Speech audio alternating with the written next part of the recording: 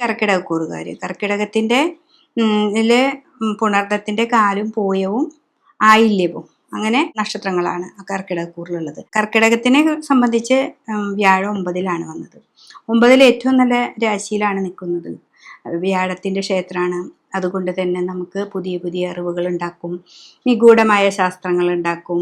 പിന്നെ നമ്മുടെ കാരണന്മാരിലൂടെ ഉണ്ടാകുന്ന നല്ല നല്ല കാര്യങ്ങൾ നമുക്ക് നമ്മുടെ കുടുംബക്ഷേത്രവുമായി ബന്ധപ്പെട്ട് നമുക്ക് പുതിയ പുതിയ കാര്യങ്ങൾ ചെയ്യാനായിട്ട് നമുക്ക് സാധിക്കും.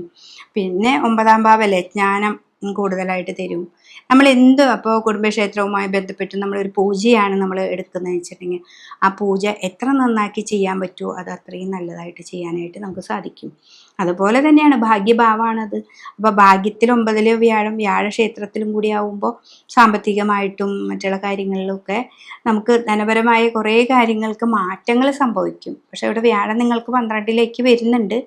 എങ്കിലും നമ്മുടെ ശനീശ്വരനെ നല്ല പോലെ പ്രാർത്ഥിക്കുക. അഷ്ടമത്തിൽ നിന്ന് നമുക്ക് 9-ലേക്ക് വരുന്ന ഒരു മാറ്റം, പിന്നെ ശാരീരികമായിട്ടുള്ള പ്രതിസന്ധികളൊക്കെ ഉണ്ടായിരുന്നു. അപ്പം അതിനൊക്കെ ഒരു ചെറിയ മാറ്റങ്ങളൊക്കെ വന്ന് മുന്നോട്ട് പോകാനായിട്ട് നിങ്ങൾക്ക് ഈ ഒരു സമയം സാധിക്കുന്നതാണ്. അപ്പോൾ കർക്കിടകക്കൂറുകാർ എപ്പോഴും വിഷ്ണു ക്ഷേത്രത്തിൽ പോവാം, ശിവനെയും പ്രാർത്ഥിക്കുക. ഇത് രണ്ടും കൂടി ആയിക്കഴിഞ്ഞിട്ടുണ്ടെങ്കിൽ ഈ കൂറുകാർക്ക് ഈ ശനീശ്വരൻ നല്ലൊരു ഫലമാണ്. 2.5 വർഷക്കാലം നമുക്കിവിടെ ഉണ്ടായിരിക്കും. അപ്പോൾ അതിൽ എന്താണെന്ന് മനസ്സിലാക്കി 9 കൊണ്ട് നമുക്ക് എന്തൊക്കെ ശനീശ്വരൻ തരുന്നു അതിനെയൊക്കെ നല്ലതാണെന്ന് കരുതി മുന്നോട്ട് പോകാനായിട്ട് പറ്റും.